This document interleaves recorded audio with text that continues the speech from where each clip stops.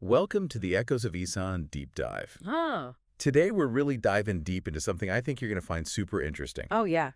It's Islamic economic practices, specifically sharecropping. Fascinating stuff. Yeah, and we're going to be looking at this through a really cool primary source, the Muwatta Imam Malik. Oh, a classic. Yeah, book 33, which focuses specifically on sharecropping. It's really a treasure trove of insights into how the system worked in early Islamic society. So before we get into the nitty-gritty, Yeah. could you just give us a quick rundown of what sharecropping is, for anyone who might not be familiar? Of course, sharecropping is basically an agreement Right. where a landowner lets someone else farm their land, right? Yeah. The sharecropper.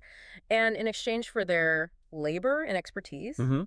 they get a portion of the crops. Okay, so it's a partnership. Exactly. A Yeah. collaborative approach to agriculture where both sides benefit. So both sides win. That's the idea. That's cool. And one of the most interesting examples we see in the Muwatta Imam Malik comes from a pivotal moment in Islamic history. Oh, you mean the Prophet Muhammad's agreement with the Jewish inhabitants of Khaybar? Yeah, that's the one. It's a great example of Islamic principles shaping economic practices in action. So set the stage for us. What happened at Khaybar? Well, after the conquest of Khaybar, the Prophet Muhammad, peace be upon him, could have just taken all the land. Right. But instead, he offered the Jewish inhabitants a sharecropping agreement. Wow. So even in a situation like that, Exactly. there's an emphasis on fairness. Absolutely. It was Yeah. about cooperation, making sure the original inhabitants weren't just kicked off their land. That's incredible. And to oversee this whole process of dividing the crops, the Prophet Muhammad chose a man known for his integrity. Abdullah ibn Rawaha. That's right, a man known for his piety. Oh, yeah. He was known to be incorruptible, a great choice to ensure transparency and impartiality. Now, I've heard a story about Abdullah ibn Rawaha and the Jewish inhabitants of Khaybar. Something about a bribe. It's a famous anecdote. What happened? So the Jewish inhabitants, hoping to maybe sway the division in their favor, offered Abdullah ibn Rawaha a bribe. What did they offer? Jewelry. Wow. I can't imagine refusing that. But he did. He did. Absolutely. He refused outright Aksalachin. He told them that even though he considered them among the most disliked of Allah's creation, he would not deal unjustly with them. No. He said that bribes were forbidden and he would remain completely impartial. That's a powerful statement. It really is. It shows how deeply ingrained the concept of justice was in Islamic economic practices. It wasn't just about getting the best deal for your own side. No, it was about doing things the right way, upholding ethical principles even when dealing with your opponents. That's a lesson we can all learn from. For sure. So this arrangement with the Jewish inhabitants of Khaybar, Yes. it wasn't just a temporary thing, right? No, it wasn't. What happened long term? Well, the agreement actually included an option for the Jewish inhabitants to buy back the land if they wanted to. Yeah, it shows the flexibility of the system and the focus on economic empowerment. So it wasn't about taking control of the land permanently, Not at all. but about creating a system where both parties could benefit and even regain full ownership if they chose to. Exactly. A very nuanced approach. It is. Yeah. Now, beyond this specific historical example, Yes. the Muwatta Imam Malik provides us with a bunch of guidelines on the rights and responsibilities within a sharecropping agreement. It covers all sorts of scenarios, starting with what happens if there's uncultivated land within a sharecropping arrangement. Uncultivated land. Yeah, like a section of the property that's not being used for farming. Okay. So what happens then? Well, the Muwatta lays out a clear principle. Okay. If the sharecropper uses their own resources and effort to cultivate that land, then anything they produce on that newly cultivated land is entirely theirs. That makes sense. They put in the work so they get the reward. Right, exactly. But can the landowner force the sharecropper to cultivate that land as part of the original agreement? No, according to Imam Malik, that wouldn't be allowed. Okay.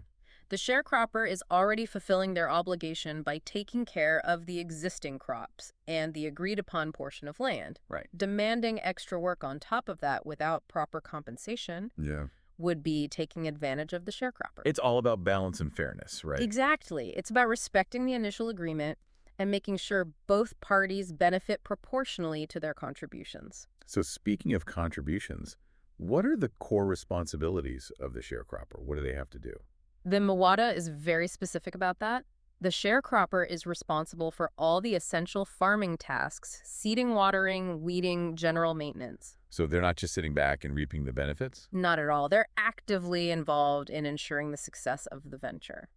And what about the landowner? Can they add extra stipulations or demands on top of the agreed-upon share of the harvest? Nope, that's a big no-no. Really? Just like the landowner can't demand extra work from the sharecropper. They can't impose any additional conditions beyond what was initially agreed upon. So no changing the contract or adding last-minute demands? Exactly. The agreed-upon share is the sharecropper's rightful compensation, and that can't be changed after the fact. It's about upholding the sanctity of the agreement. Precisely, fairness and transparency are key in Islamic economic practices. And to illustrate this point, Imam Malik uses a very interesting analogy. Oh, you mean the one about selling unripe fruit? Yes, that one. Yeah. How does that relate to sharecropping? Imam Malik compares demanding extra work from the sharecropper without proper compensation to demanding payment for fruit that hasn't ripened yet. Okay. It's trying to benefit from something that hasn't reached its full potential, I see. which is considered unjust. So it's about letting things run their natural course. Exactly, and not trying to take more than what's fair at any given stage. I like that analogy. It's very clear and relatable. It highlights the importance of patience and allowing for growth and development. So to sum it up, everything needs to be crystal clear in the agreement. Absolutely. No vague promises, no hidden clauses. Clarity is crucial to avoid disputes and maintain trust. It's like the foundation for a healthy and sustainable economic relationship. You got it.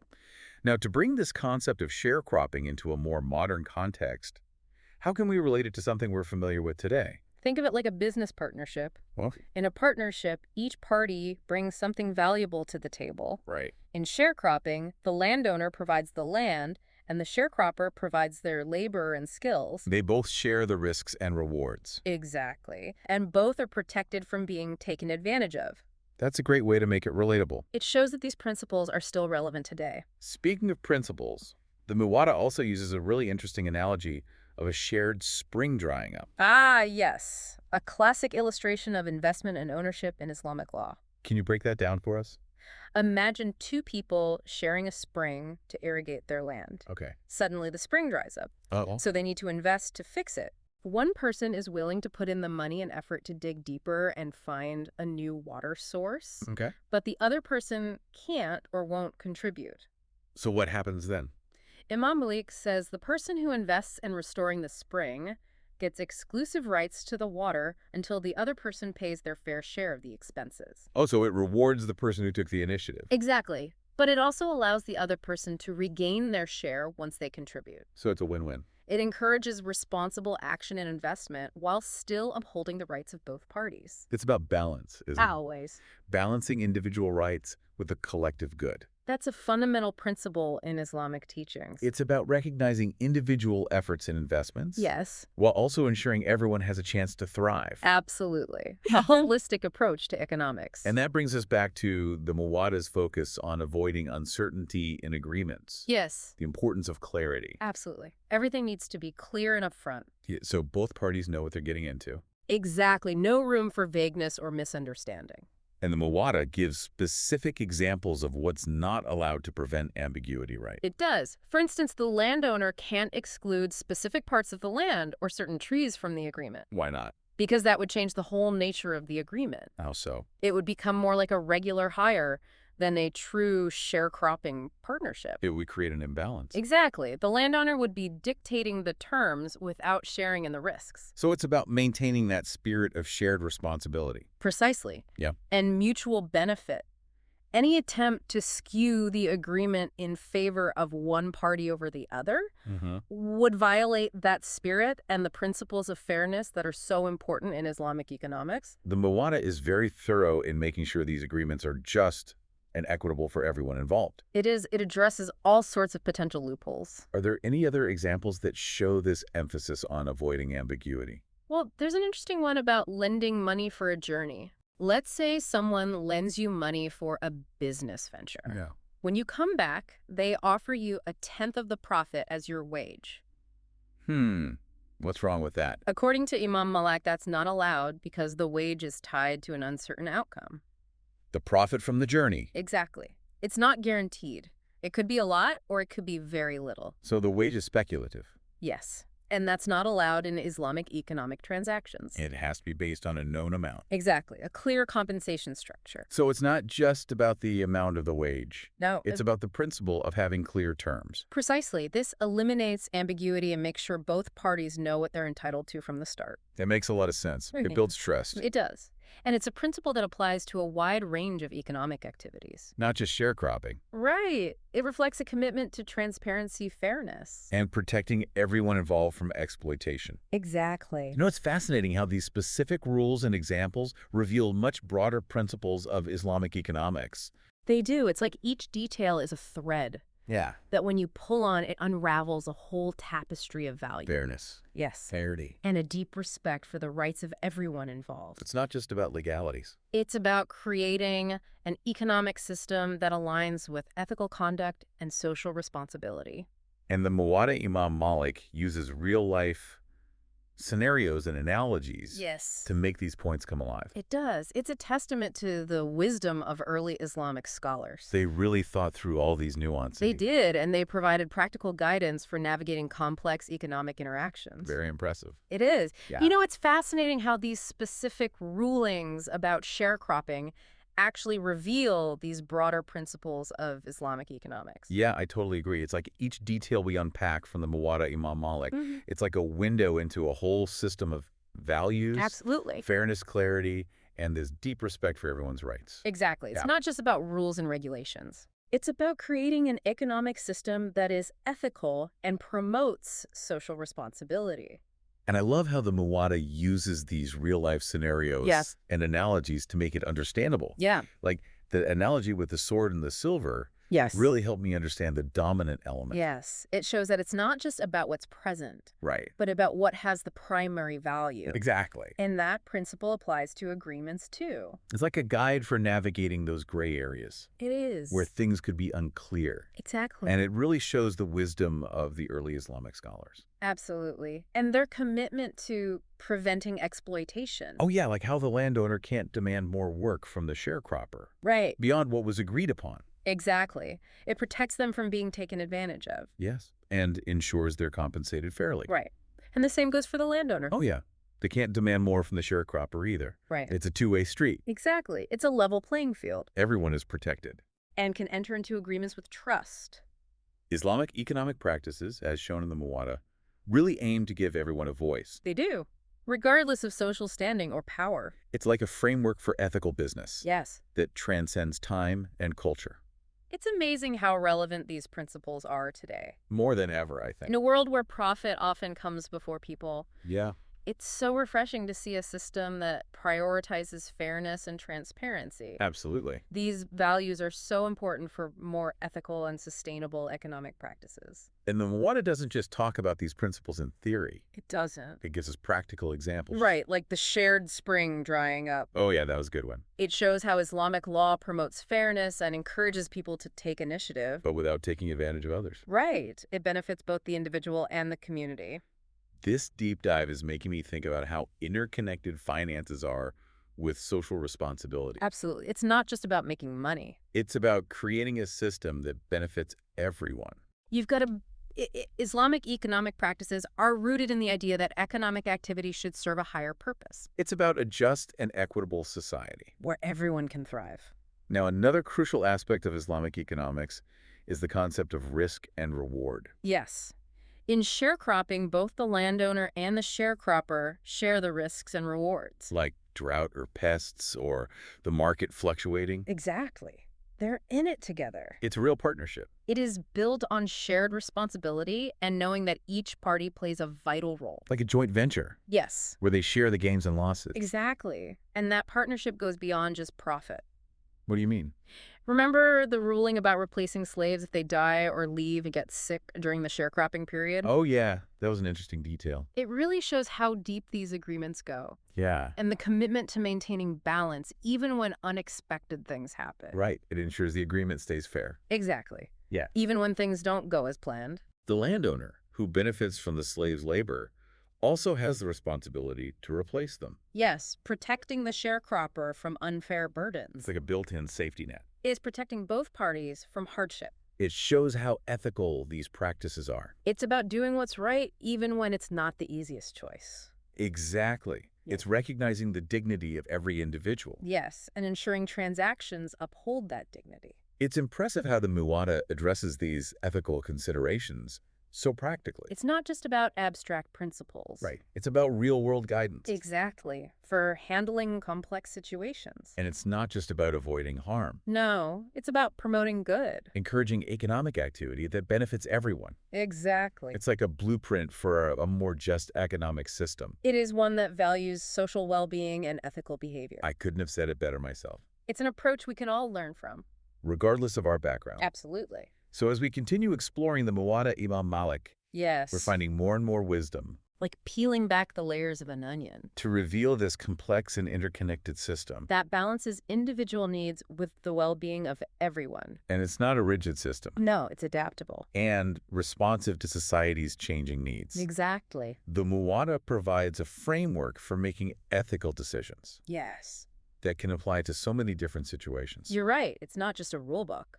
It's a guide for those who want to live and work according to Islamic principles. Absolutely. It reminds us that economic activity should have a purpose. And be done with responsibility. Not just for ourselves. But for everyone. It's amazing how these principles from centuries ago Yes. are still so insightful today. It speaks to the universality of human values. And the wisdom within Islamic tradition, this deep dive into sharecropping through the Muwatta Imam Malik Yes. has really opened my eyes to Islamic economic principles. It's been quite a journey. It has. It's made me see that Islamic economics is more than rules. It's about creating a system that's both practical and ethical. A system that promotes not just prosperity. But also well-being and spiritual growth. Exactly. A holistic approach. It connects all aspects of life. And I'm excited to dive deeper into the Muwatta. I'm sure we'll find many more insights. That will challenge and inspire us. Definitely. And hopefully help us create a more just and equitable world. I have no doubt about that. Wow. It's amazing how much we've learned just from looking at this one aspect of Islamic economics. I know, right? It's like this whole different way of thinking about economics. Yeah, one that's really rooted in ethics and social justice. Absolutely. It's really made me rethink my assumptions about how an economic system can work. Yeah. It's not just about making as much profit as possible. It's not. It's about making a system that works for everyone. Exactly. A system that benefits everyone. Can promote shared prosperity. Yes.